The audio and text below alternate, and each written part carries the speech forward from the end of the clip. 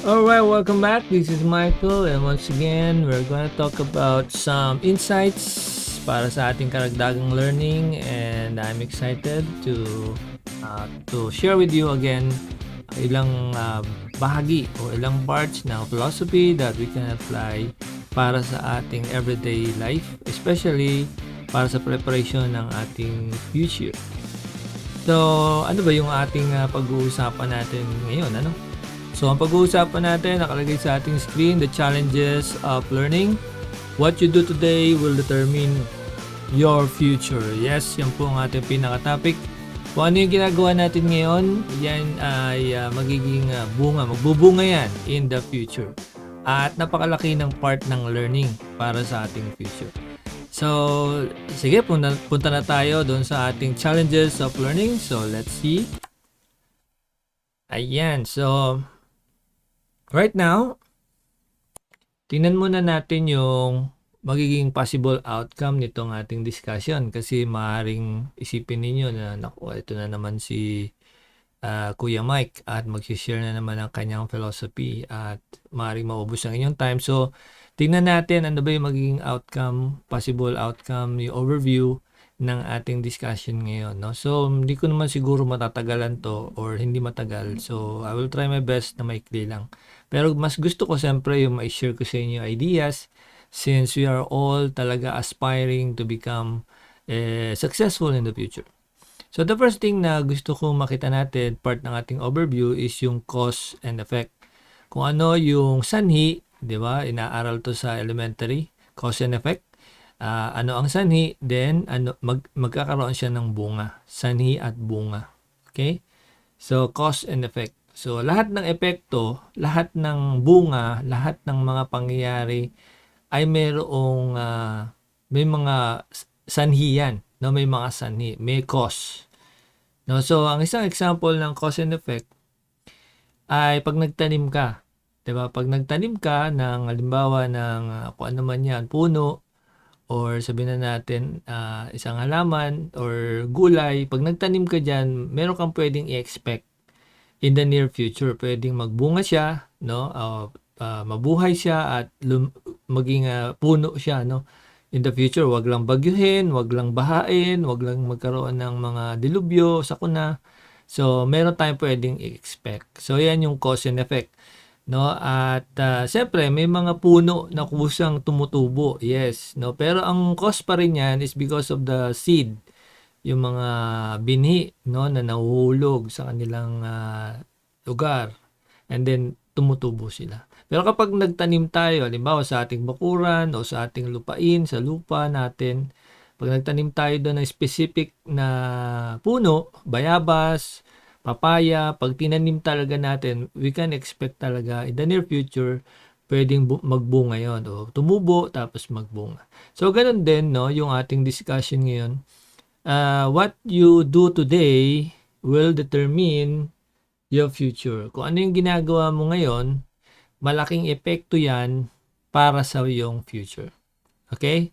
So, kung gusto mo maging successful in the future, kailangan may gawin ka ngayon. No? Hindi pwedeng wala kang gagawin ngayon tapos successful ka in the future. Hindi pwedeng ang tamad mo ngayon, sobrang tamad mo, wala kang ginawa kundi maglaro, wala kang ginawa kundi patambay-tambay, tapos i-expect mo in the future yayaman ka naturally. So hindi, no? Pwede ka yumaman. Excuse me. Pwede ka yumaman in the sense na tumama ka kung saan, no? Tumama ka sa poste, tumama ka sa loto, parang ganon, no? Pero napaka hirap ng probability na ganon nga ang mangyari. So, mas mataas yung probability kapag tambay tayo ngayon, siyempre later tambay din tayo or sabihin na natin mas mahirap ang buhay later. Okay, what you plant today you will harvest in the future. Kung ano yung tinanim mo ngayon, ay aanihin mo in the future. So, common na colloquial slogan, hindi. Parang kasabihan, no? Kasabihan 'yan sa atin, no? What you sow, what you reap, what you sow, you will reap. Parang ganoon. Kung ano tinanim mo, ay yun ang aanihin mo. So, yung learning ay gusto ko na pag-usapan natin sa ganung part din. Kasi may marami kasing mga tao, sabihin na natin meron lang, no? Wala kasi akong data diyan, wala akong facts, no? So kailangan factual tayo. Meron mga tao na sabihin na natin na talagang nag-expect or sabihin na natin gustong yumaman talaga, gustong yumaman in the future, gustong yumaman pero ngayon tinatamad silang mag-aral, no? At ang may mga view sila na hindi ako makapag-aral kasi mahina ulo ko, may maraming dahilan, no? Ayoko mag-aral kasi ganito, ganyan, nakakatamad. So, napakaraming dahilan. So, let's see, ano may mga challenges na yan na nagiging balakid para tayo ay mag-aral. So, when I say mag-aral, pwedeng yan ay sa college, o sabihin natin sa high school, college, elementary, sama na natin, elementary, high school, college, kung magdo-doctoral pa kayo or masteral, o sabihin na natin self-taught, no, na nagsi-self-taught kayo, so part pa rin ng learning yan, or sabihin na natin nag-aaral kayo sa mga online courses like sa Learn Computer Today, no, at iba pa sa Coursera at iba pang mga online na courses providers. So, isa yan sa mga pwede nating sabihin na learning, okay? So, yeah, pwede rin private mentoring, tutorial, one-on-one, no, pwedeng training sa mga companies, etc. So, part yan ng learning na tinutukoy natin in general, ha? So, hindi lang about education yan, hindi lang about college, hindi lang yan about sa specific part ng education or learning, but we are talking about learning as a whole, as in general, okay? So, medyo nag-define muna tayo ng terms natin dyan. So, let's see kung ano yung tinanim natin ngayon ay mag-aani tayo in the future. Isa sa mga main challenge, bakit ang mga ilang tao ayaw mag-aral is because mahirap. Mahirap lang. Tulad halimbawa, sabihin ko, halimbawa, hindi ako makapag-aral. Bakit? Kasi mahirap lang kami. So, the challenge number 1 na meron ang tayong mga tao, isa sa mga sinasabi madalas ng ilan ay kasi mahirap lang kami kaya hindi ako nakapagtapos ng pag-aaral. So, yan yung isa sa talagang challenge, no? At may narinig na ako personally na dahil kasi mahirap lang kami, no? So, wala akong magawa, mahirap lang kami, no? So, parang nakakalungkot, parang desperado na wala nang pag-asa sa buhay kasi sinilang na mahirap, no? I was born poor, no? I was born poor yan, dapat I am born poor. I was born poor, therefore I will die poor. So, medyo check ko, correct natin yan. Pwede siguro parang tama rin, ano? Sige, check natin yan later, no? So, sinilang akong mahirap, so mamatay akong mahirap. So, yan yung tinatawag nating poor mindset. So, meaning to say, hindi na maalis-alis yung isip niya na mahirap lang. Kasi may isang factor din dyan na pwedeng sabihin na natin, isa sa mga factors bakit nagiging ganyan ang mindset ng isang bata o ng isang tao is because yan ang naririnig niya sa kanyang environment. Possible sa parents o kaya sa mga kamag-anak o mga close relatives. Mahirap ka lang kasi tayo eh. Kaya hindi tayo ganun. Hindi tayo makakakuha ng ganun, mahirap lang tayo. Yung salitang lang, mahirap lang. Mahirap lang tayo, hindi tayo makakabili ng ganun, hindi ka makakapag-aral, mahirap lang tayo. Hindi ka makakapasok sa school kasi mahirap lang tayo. So, yun yung tinatawag natin na mahirap mabagong isip, no? So, kailangan may somebody, o sabihin na natin mayroong someone, na magsabi na ang kahirapan ay isa lamang sa mga bahagi ng buhay. So, hindi pwedeng kapag ka mahirap ka, diyan ka na lang. Hindi ganoon, ano? Kasi I myself, mahirap lang din ako. Mahirap lang din kami. Medyo, sabihin na natin, kung medyo hindi ganoon kaganda, no? Wala naman akong minana. Wala rin naman akong may pagmamalaki. Yung family namin, hindi naman din ganoon kayaman. So, ibig sabihin, ay talagang kailangan kong maghanap buhay sa maagang edad, no? So sa edad ko, na-share ko sa ibang video, na bata pa ako, elementary pa lang, talagang nagtutulak kami ng kariton, laman ay basura. At ang iba pang, ang tinutulak pa namin yung pagkain ng baboy para meron lang kaming baon at saka meron kaming panlaro ng games kasi nung panahon namin may mga games na.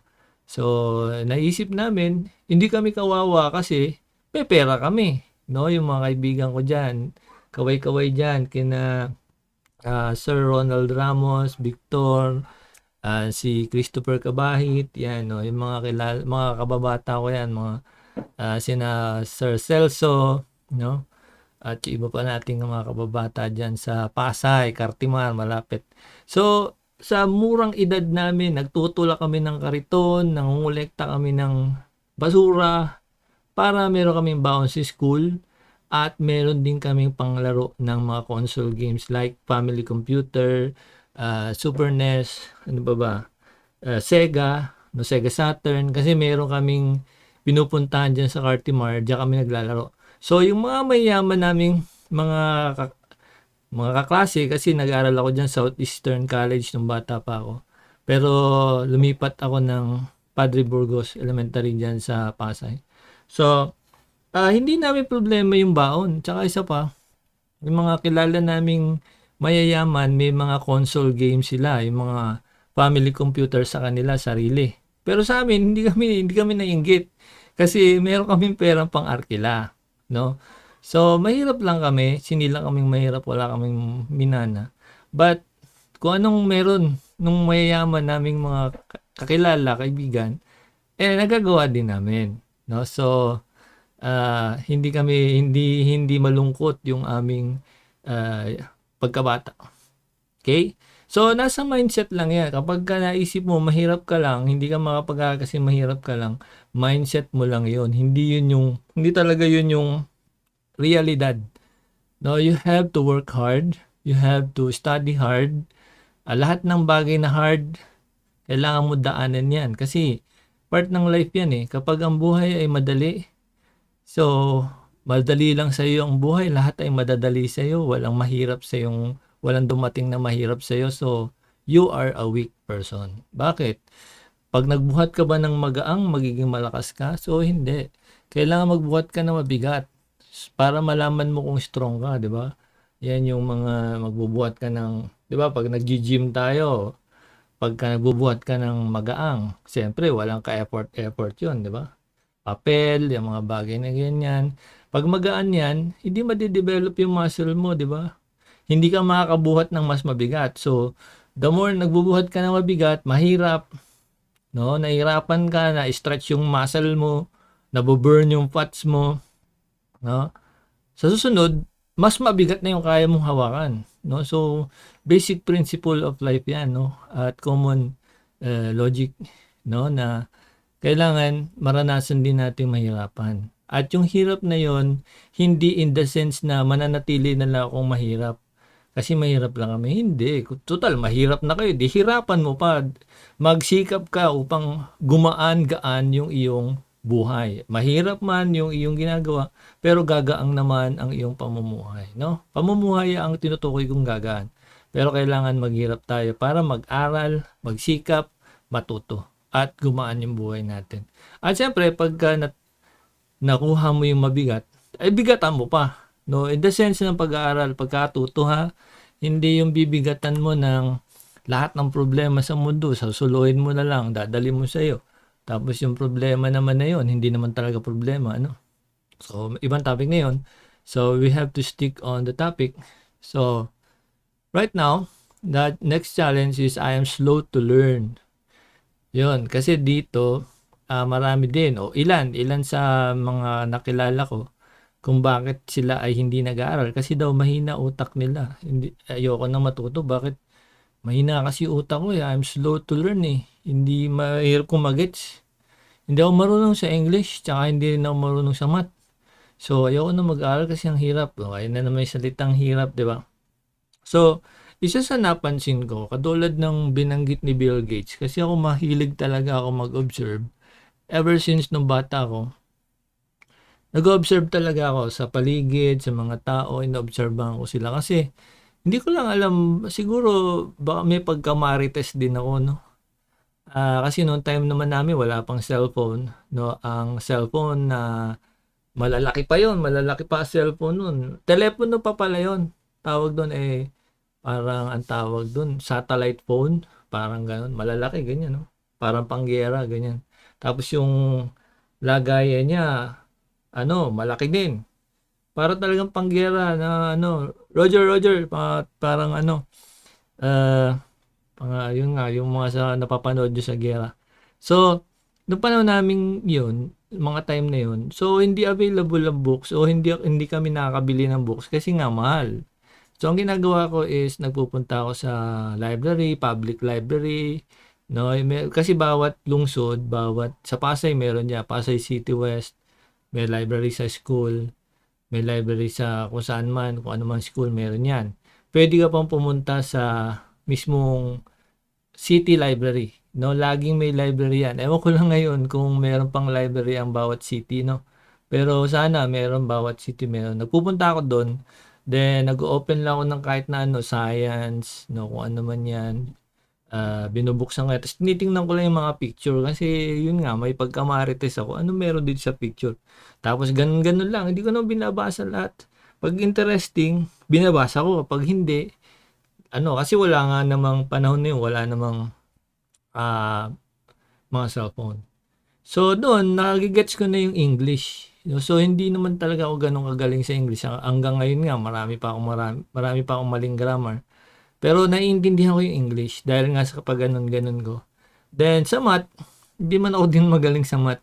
But nakikita ko rin na yung mathematics ay mayroong mga bagay, no? Lalo na sa pag ikaw ay nasa medyo business ka na, bata ka pa lang, katulad ko na nagtutulak kami ng kariton, nangungulekta kami ng mga basura.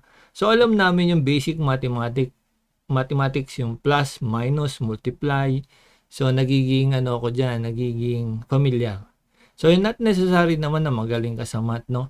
Pero yan nga yung unang sinasabi ng iba na hindi naman kasi ako magaling sa math, di ako magaling sa English, no? So ayoko na mag-aral. So, well, isa sa mga magagaling na paraan, no? O sabihin na natin isa sa mga magagandang paraan na ang bata ay kunyari may anak na kayong bata pa, no? So may iba na kinakausap na sila sa iba't ibang lengguwahe. Sa kung sila ay Bisaya, kinakausap sa Bisaya, Tagalog, English, Espanyol. So bata pa lang marunong na sa iba't ibang lengguwahe kasi tinuturuan ng magulang. And then sa mathematics, parang tinuturuan sila ng basic na pag nagbayad ka ng ganito, magkano sukli mo. So parang very practical. Tapos sila ang pinabibili sa tindahan. O itong 20, bumili ka ng sibuyas. So magkano sukli mo? O yun. So mga ganong bagay, mga simpleng bagay natututunan ng math, no? At ang reason kung bakit talaga mahirap sa English, kasi tinatanggihan kagad, no, natin sa bata pa tayo. Ayoko niyan, hindi ko naintindihan yan. Natural, kaya nga aralin eh. Meron bang inaaral na alam mo na? Alam mo na, aralin mo pa, hindi ganon. Kaya nga hindi natin alam. Kaya nga natin aralin kasi nga hindi natin alam. That's why may mga practical ways to learn, no, paano magigets natin yung mga bagay regarding sa math and then sa English. So kapag ganyan yung isip natin, mahina kasi ako, di palakasin mo, no? Paano ko papalakasin? Di magbasa ka ng English. Pag hindi mo naintindihan, gumamit ka ng ChatGPT, no? Meron tayong course diyan sa Learn Computer Today, ChatGPT, at ginamit ko rin yan translator, ano. So makikita niyo sa ating website learncomputertoday.com. So, mathematics, kung meron kang hindi alam, napakaganda ng panahon natin ngayon. May ChatGPT na, may DeepSeek pa, no? Yung Chinese DeepSeek. So, marami tayong AI, no? Meron pa tayong Copilot, napakarami. So, wala ka ng reason at wala ka ng dahilan para sabihin na hindi ako marunong, no? Napakaraming paraan para magets natin ng isang bagay. So, isa yan sa mga nagiging reason ba't ayaw na mag-aral, no? Ayaw na mag-learn. Mahina kasi utak ko eh. So, pero ang totoo niyan, mindset lang din yan, no? hindi talaga yan problem.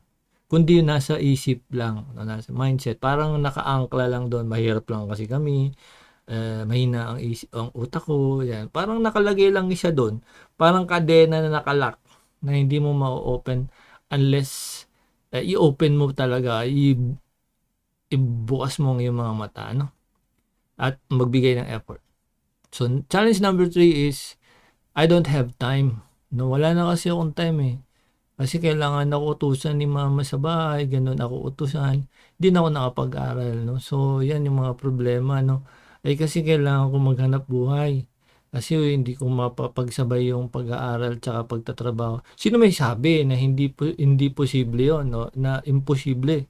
Eh, samantalang ako, mula nung bata ako hanggang ako ay nag-college, working student ako, nag-janitor pa, no? Nag-aaral ako sa gabi, sa umaga, nag-work ako sa Jollibee, sa Dunkin Donuts, no, sa burger machine. So lahat halos ng fast food, pero lang McDo, hindi ako nakapagtrabaho diyan. Tapos sa mga restaurant nung college na ako. So working student ako talaga, no? The janitor, ang tawag dito, yung houseboy. So mula nung pagkabata ko. Kasi kailangan kong mag-earn talaga ng pera. Kailangan kong kumita kasi yun na magsusustain sa aking pag-aaral. Okay? So medyo sad story pero ayan, ipinapatunayan na may oras ka. Ang nangyayari lang is talagang mas marami ngayon sa panahon natin ngayon yung mga games, no? So gamer naman ako, lagi ko sinasabi sa inyo yan. And then may iba tayong mga pinagkakaabalahan, tropa, inom, no? So kung ikaw ay medyo malaki na, inom, tropa, gala, no? So ligaw, no? Bebe time, yan. So wala ka talagang time to learn because nauuna yung mga bagay na ganun, no? So in the future, talaga maghihirap ka. Accept it, take it or leave it, no? In the future, maghihirap ka talaga. Kasi wala kang time para mag-learn. So ano expect mo in the future, no? Maliban sa tumama ka sa loto, eh, may kakilala na ako, tumanda na siya. Mula daw nung bata pa siya, tumataya na siya sa loto. Matanda na ho siya nung kami nag-uusap, mga siguro 7 years ago, ganyan. Mula nung huli kami nagkita. Tumataya pa rin siya sa loto, hindi pa rin daw siya natama. Pero kung inipon niya yon, well, hindi natin siyempre makukumbinsi yung mga tao. Ayun. So, okay. So, challenge number 4. Nasa na tayo? So, comfort zone. Ano ba yun ito eh? Yan. Comfort zone. So, pwede rin sabihin natin, may trabaho na ako. Nangyari sa ilang kaibigan ko nung, siyempre, nag-work na kami sa mga restaurant, nag-work na kami sa resort, no? May pinagkakakitaan kami, malaking tip, no, na binibigay sa amin, lalo na doon sa Chinese restaurant dyan sa Shangri-La. Nakalimutan ko yung pangalan eh. Nag-waiter ako dyan. Ang lalaki ng bigay ng mga Chinese na ano dyan, na mga kumakain, no? Filipino, Chinese. No? So, ang lalaki ng binibigay nilang tip. Okay, minsan 500, 300 isang tao.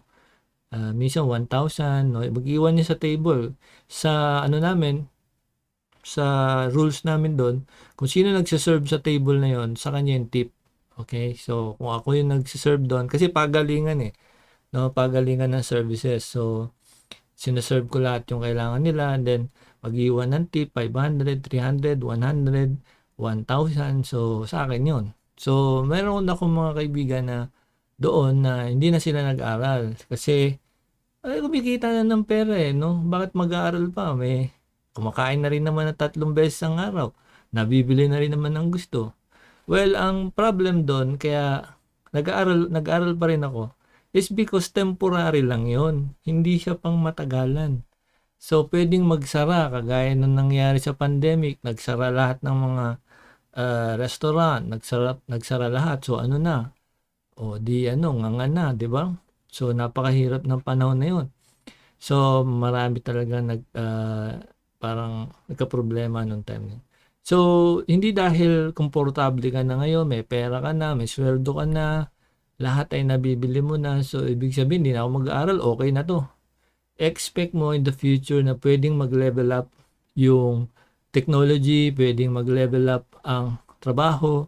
So, pwedeng magsara, pwedeng yung isang tinabahuan ko dati dito sa EPSA, sa Cavite, meron diyang light on, Dyna light on image. Yung gumagawa ng CD-ROM, makikita niyo yan, Dyna image, nakalagay yung mga nag-produce niya, no? So kami yun. Yun ang ganda ng kumpanya na yun, pero nagsara. So nilipat kasi nila sa, I think, sa Taiwan kasi mas mura ang labor doon o yung cost, so nagsara. So paano ngayon yung kami? But because meron tayong inaaral, nagle-learning tayo, so madali akong makahanap ng work. Madali akong nakahanap ng work.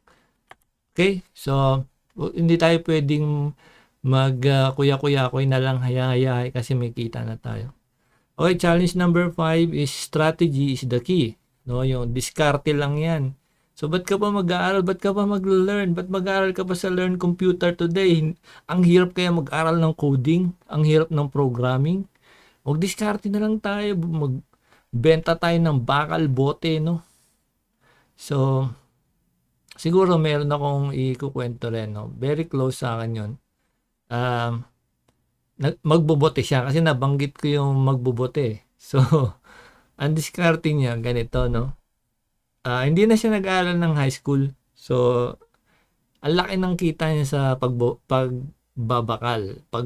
Yung bibili ka ng bakal, bebenta mo sa, tawag dito? Ano tawag dun? Sa binebenta ng bakal? Sa, ano yun? Ako, nakalimutan ko na, scrap. Ano yun eh, may tawag dun eh, nakalimutan ko na eh. Di ba, mga bote, dyaryo, bakal. No, sorry, hindi ko marinig kasi hindi ito live eh, no. So yung at least narinig niya yung idea, no? Nakita niya yung idea. So, dati nagbebenta siya ng bakal, bote, ganyan, doon sa isang, hindi talyer yun, ano yun. Basta yun na yun, nagbebenta siya sa, junk shop yun. Junk shop, naalala ko na, junk shop. Ngayon, hinire siya nung may-ari nung junk shop, sabi sa kanya, total, mabait ka naman, tingin ko mabait ka, dito ka na tumao, ikaw na magbantay ng junk shop. Di, ikaw na rin magbayad. So, ibig sabihin siya na yung cashier, siya na ibantay, siya pa yung cashier, no? So, ang ginawa niya, siyempre, diskarte nga lang para kumita. Tataka kami sa kanya, sabi namin, teka, ilang buwan pa lang tong pumasok doon sa junk shop bakit may motor na? Nakakabili ng motor, nakakabili ng kung anong gusto niya, yung motor na bibili niya, mga Raider, no? Kasi hindi naman matagal yun, mga ilang taon lang yung nakalipas, no? So, hanggang sa isang araw tinanggal siya. Dahil tinanong namin, ba't tinanggal si ganito? Ba't siya tinanggal? Kaya pala nakakabili ng motor, nangungupit. Pero ang galing ng diskarte sa pangungupit. Paano nangungupit? Ang diskarte daw, di junk shop nga. Ang ginagawa niya, may kakutsaba siyang mga magbubote din, tsaka magbabakal. Ang ginawa daw, yung bakal mismo na nasa junk shop, nasa loob na ng junk shop nasa loob na. So, ang gagawin nung kilala kong yon, ilalabas niya yung bakal. Padadaanin niya kung saan.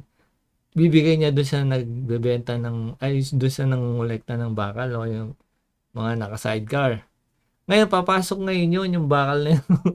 Galing sa loob ng junk shop nila, pupuslit niya palabas kung saan paanong paraan. Ngayon yung parehong bakal na yun, ibebenta ulit sa parehong junk shop. Ngayon, siyempre, babayaran niya yun. May usapan na sila nung magbabakal, nung naka-sidecar na, konti lang sa'yo dyan, malaki sa akin yan, wala kang ginawa dyan, dinala mo lang. So, siyempre, dahil sa dami ng bakal na nabenta, di kumikita siya ng pera. Ang problema, masamang diskarte yun, di ba? Nahuli siya ng boss niya. No, siyempre, uso na yung camera, uso na yung mga ganyan, CCTV, nahuli, natanggal. Buti nga't hindi kinasuhan. No? So, hindi lahat ng diskarte maganda. At kapag sinabi mong diskarte, may something fishy dyan, ano? May something kakaiba dyan. Ibig sabihin ay posibleng meron kang sistema, no, na pwedeng mauwi sa sindikato. No? So, yung mga ganyan, delikado yan, diskarte. Ibig sabihin ng diskarte, siguro sa positive way, ay nagiging masipag ka. Nagbebenta ka, nag-aahente ka. Yun ang isang positive way ng diskarte. Pero mas maraming diskarte negative. Pag sinabi, oh, paano ka nagkapera? Ay hinablot ko lang yung kwintas ng babae doon sa baklaran. Di may pera na. Diskarte lang yan. Di mo na kailangan mag-aral. Pag nahuli ka, so, nabanggit ko nga sa ibang video, pag ganyan ang buhay mo, no, anong silbi mo sa planetang Earth? Kung ikaw ang isa sa mga dahilan, kumbaga sa ecosystem, ikaw yung patapon, ikaw yung parang isa part ng pollution, no? So, anong silbi mo sa planetang Earth, 'di ba? Kailangan mo isipin 'yan. Kung hindi ka nakakatulong at hindi ka kumbaga, wala kang ambag sa planetang Earth kundi manggulo or gumawa ng masama, well, malalaman mo 'yan, no? Malalaman mo yung pag malapit na ang katapusan ng iyong buhay, no? Kung anong magiging silbi mo sa planetang Earth. Okay, so meron din akong diniscuss sa isang video on diskarte o diploma kasi naging issue, no? So I encourage you na panoorin niyo 'yon. Nandiyan sa atin YouTube din, no? Diskarte or diploma. So dito sinabi ko doon na siyempre kung kaya mo positive way, meron kang diploma, at the same time may diskarte ka din in a positive manner, magaling ka sa lahat sa mga bagay na master mo, magaling, maganda. No? So wag mo nang paghiwalayin, pwede mo nang pagsamahin in a positive way. So kapag siyempre pagka diskarte sa dami ng mga ginawa mong kalokohan at saka scam, so dadaming pera mo talaga, no? Lalo na yung mga nasa networking, naku, wag kayong papaniwala dyan sa mga networking niyan. Yung 10,000 mo, gagawin kong 10,000 ko. Yan. Invest mo yung 10,000 mo, magiging 20,000 yan. Tapos next year, magiging 200,000 yan. Yung mga ganyan salita, kalokohan niya. Kasi unang-una yung logic dyan, saan manggagaling yun? Ibibigay sa'yo. So sa ibang tao din na nag-invest, pinapasa lang sa'yo. Pag ubos na, wala nang ma-scam, wala nang ma-recruit, so sasabihin ng pinaka-leader dyan, lugi tayo, sarado na tayo. Yan na. Wala na yung pera. Okay, so laging ganyan yan mga networking. Tingnan ninyo yung pattern, no? Kung tayo ay nag-aaral ng programming, nag-aaral tayo ng data structures and algorithms, na mapapansin nyo na may pattern niya mga scammer na yan, no? Hanggat walang product na talagang sabihin na natin kusang para kasing tindahan yan eh. Pag sinabi mong may product ka, di ibenta mo. Kung may product ka, ibenta mo. Ang ginagawa ng mga scammer na networking, ibibigay sa iyo yung product, bibilhin mo yung product, magpapamember ka, tapos bibigyan ka ng product, tapos ibebenta mo. Sa dami na ibebenta mo, kikita ka, di kalokohan yun, di ba? Ganon din yun, para ka rin nag-merchandise, bumili ka sa palengke, binenta mo sa iyong pwesto, ganon din yun. Kaiba lang sa networking, malaki yung kickback, malaki yung tubo. No? So, yung iba, di ko man nilalahat, yung iba fake ang laman. Yung kaibigan ko, taga Alfonso siya, Cavite, no? Medyo matagal ko rin nakilala yun. Inom siya ng pampalakas ng liver, yung atay. Merong networking silang sinalihan, inom siya ng inom nun. After a few years, na-diagnose siyang sira na yung liver niya. So nagulat siya, bakit sira? Dahil daw sa dami ng nainom niyang mga gamot, pampalakas ng liver, naiwan sa liver, nasira si liver, lalong lumala. Mas maganda pa nung hindi siya uminom. Nung, ano ba yung, nakalimutan ko yung product na yun. Kung hindi siya uminom, baka okay pa yung liver niya ngayon. Pero hindi, sira na. No? So, scam na rin yun. Ano? So, mag-ingat tayo sa ating health.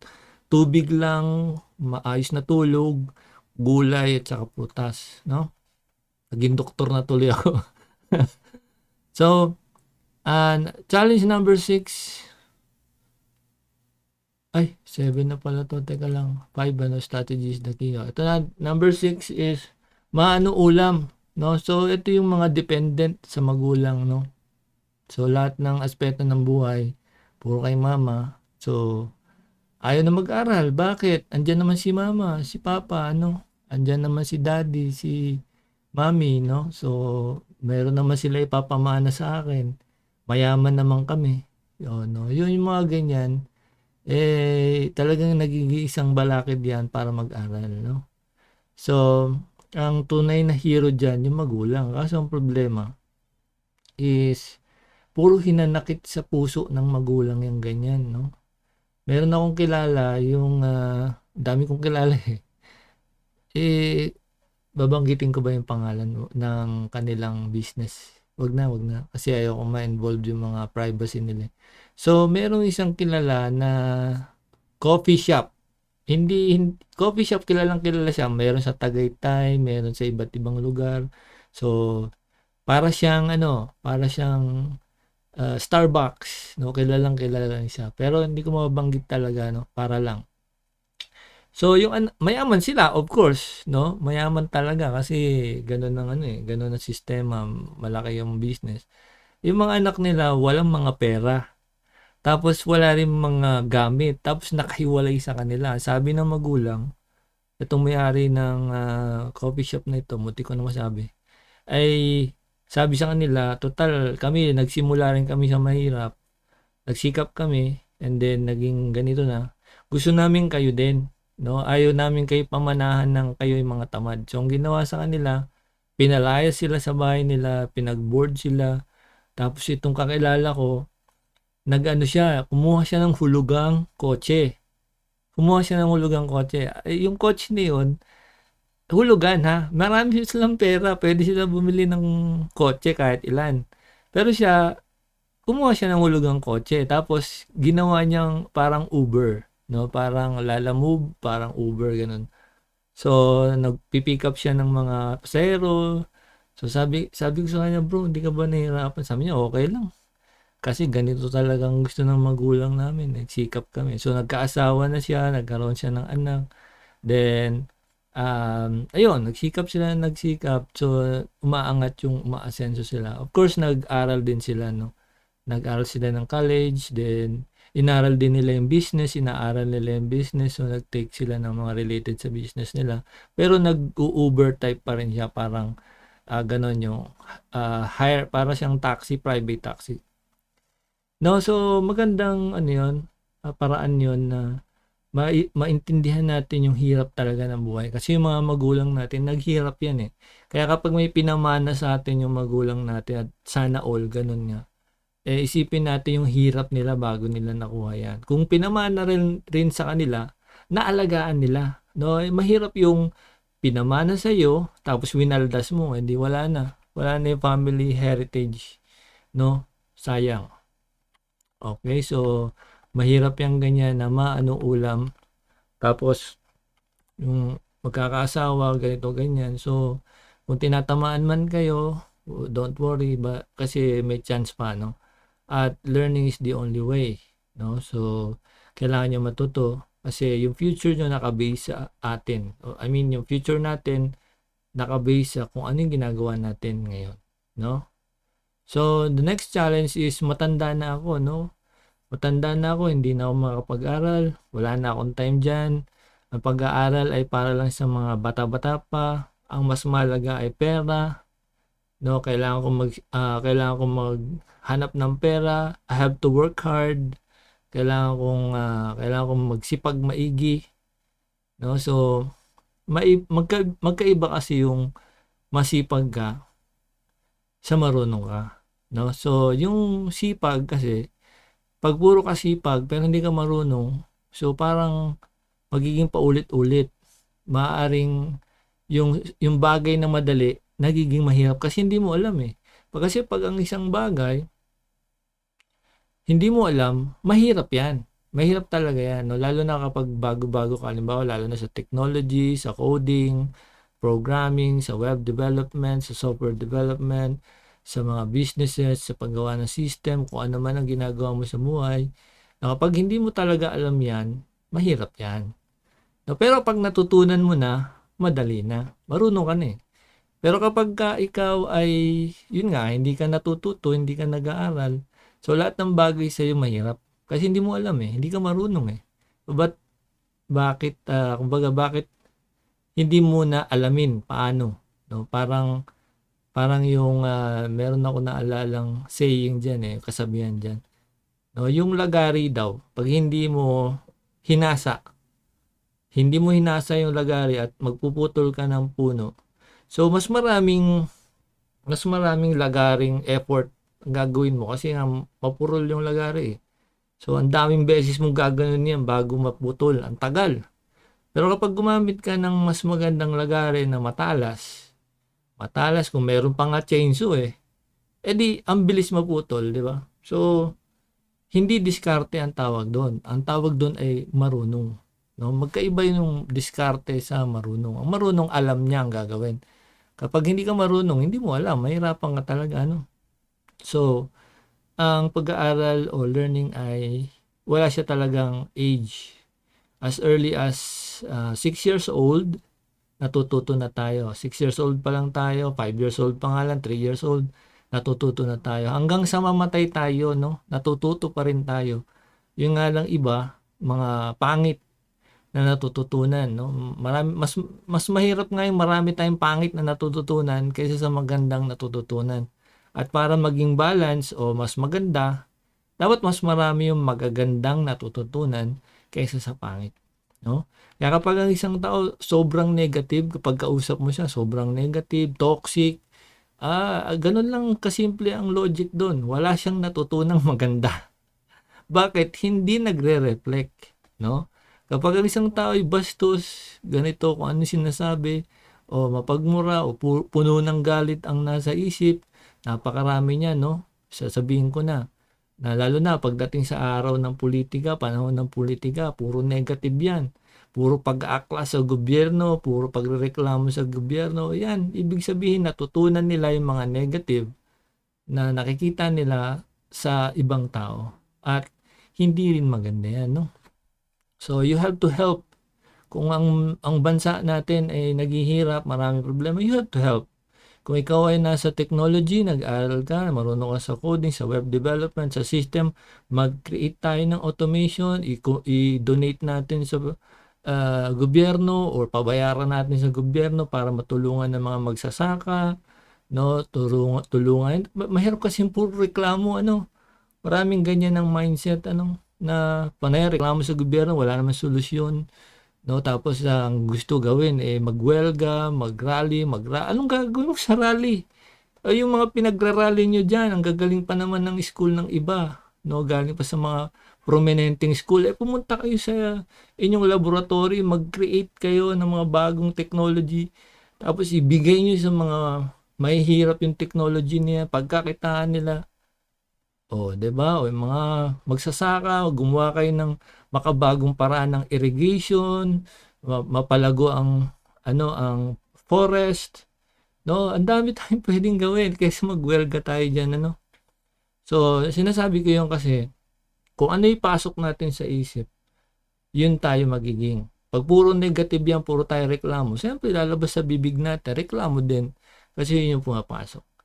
So, kailangan pag meron tayong learning, proper learning, good learning, hindi negative learning, yan din ang lalabas sa atin. Magiging positive ka rin sa lahat ng bagay at mag-iisip ka ng solusyon para sa lahat ng problema. No? So, hindi reklamo. No? Kapag puro reklamo ka na, napapansin mo sa sarili, puro ka na reklamo, ibig sabihin, puro reklamo ang pumasok sa iyo. Wala. Bakit nagkaroon na to ng sound? Hindi pa naman tayo tapos. So, siguro, puntahan natin yung aking slide. Okay. Ayan, balik lang natin. Alright, so, wala, mandar na naman. Kaya nga, i-off muna natin yan. Iurong natin to. Yan. Okay, nakita nyo na yung slide. So, matatapos na rin naman po tayo. So, kung mapansin niyo dito sa left side, 'di ba? Meron tayong 6 years in elementary. Dami ko nga nakikitang rant na ganyan, no, sa Facebook, mga reklamo, yung mga reklamador. 6 years daw tayo nag-aral sa elementary. 6 years din sa high school. 4 years in college, nag-masteral pa minsan. Tapos 60 years nag-aaral pa eto hindi ko to nakita itong part na to. 4 years lang.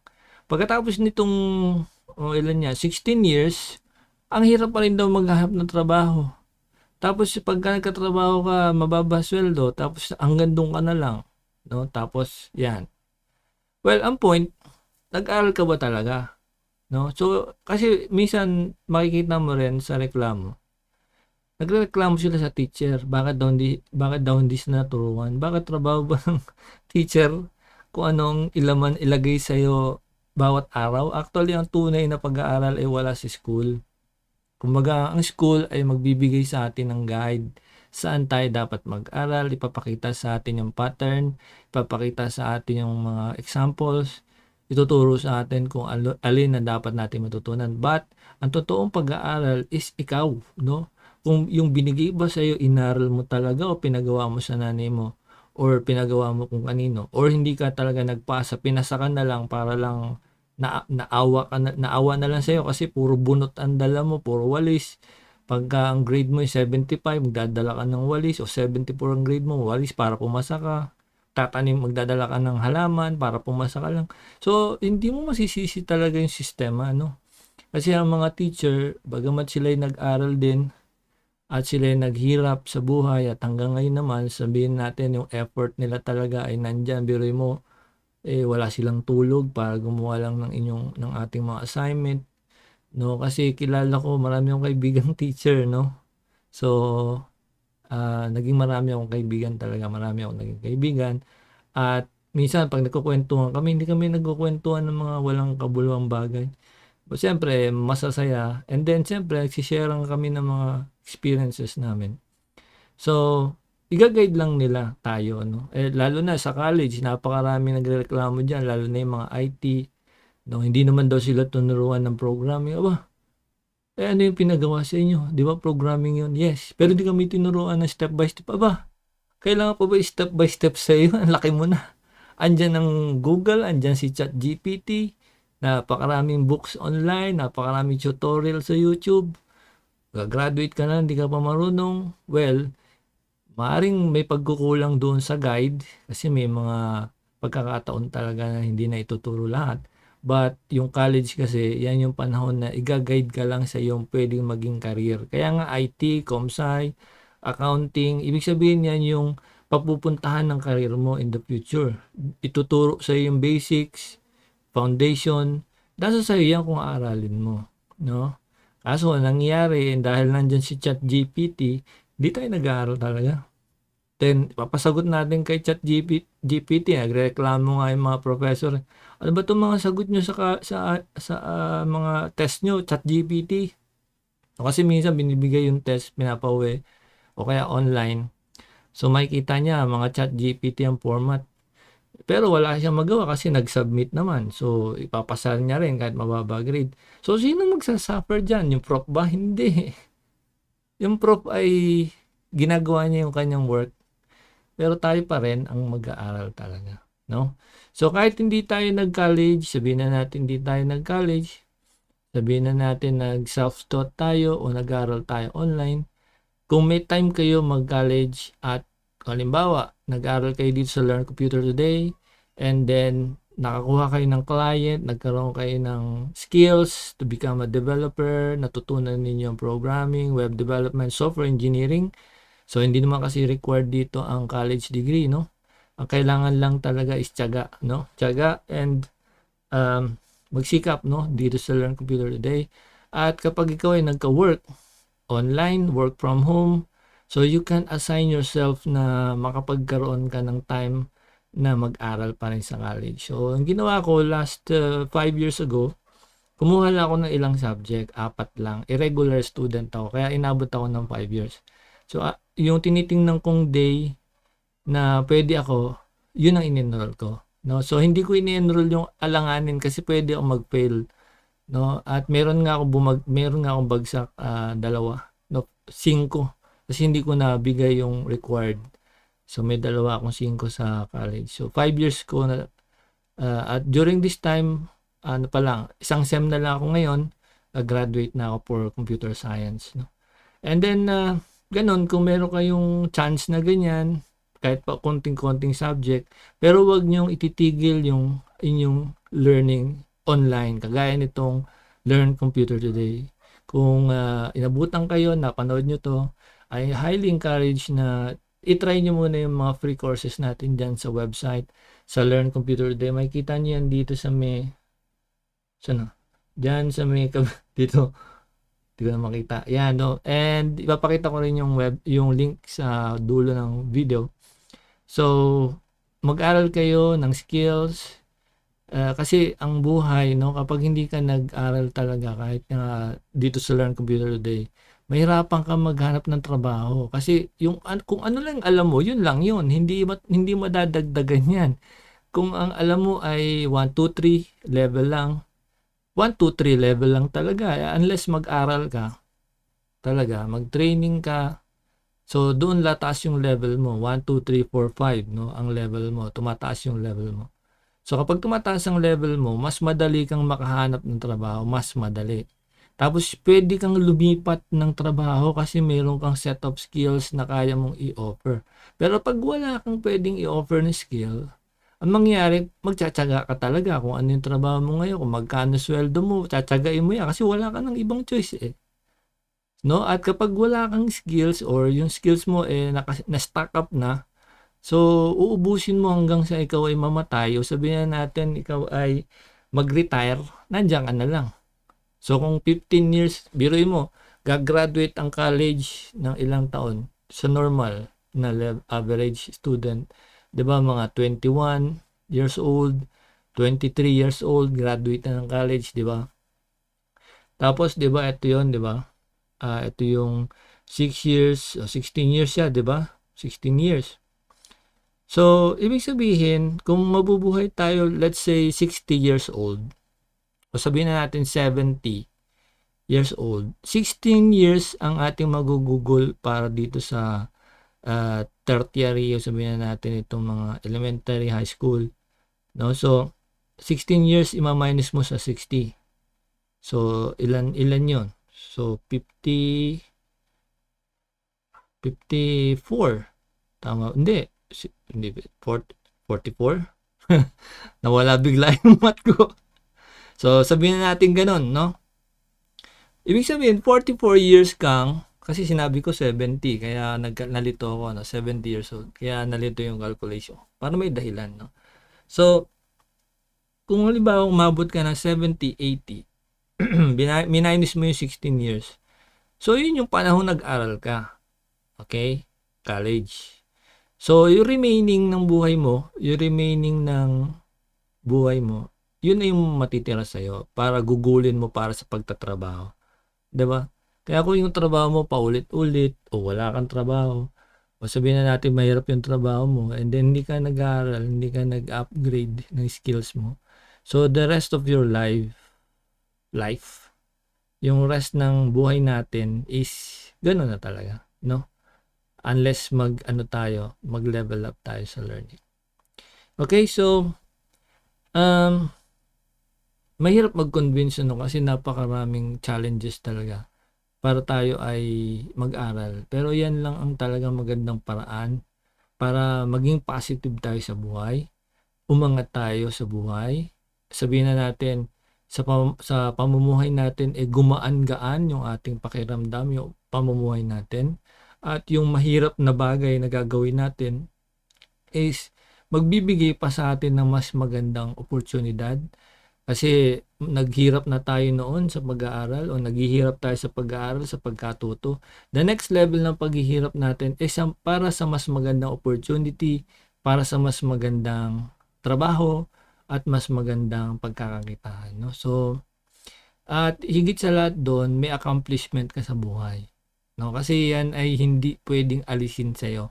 Once na natuto ka, naka-earn ka ng maraming certificate, no, na marami kang na-accomplish, yan ay of course, accomplishment mo sa buhay. Pero pag wala kang ginawa, nagparami ka ng pera sa iba't ibang paraan na alam mo, and then wala kang in-accomplish na halimbawa mga learnings ganyan, no, pera lang talaga hinabol mo, ma-realize mo yan later on. Minsan yung iba kong friend nagkakaroon ng self-pity, nasabi nila kung nag-aral lang ako dati, di sana meron akong ipapakita sa mga apo ko na natapos ko, di ba? May kanta niyan, di ba? May kanta. Kung natapos ko ang aking pag-aaral, di ba? Kung matanda na. Apathy na daw ngayon, apathy. Okay, so yun lang ang gusto ko share at sana ay meron kayong napulot and hopefully ay mag-aral pa rin tayo kahit ano ang age natin ngayon. Pwede sa Learn Computer Today, pwede kayong mag-college anytime. Ako nga sa edad kong ito ay nag-try pa rin ako ng college at isa rin yan sa tinitingnan kong pwedeng maging accomplishment in the future. Alright, sige, maraming salamat at salamat sa inyong pakikinig sa aking mga sinabi. So hanggang sa muli, magkita po tayo muli. Bye-bye po.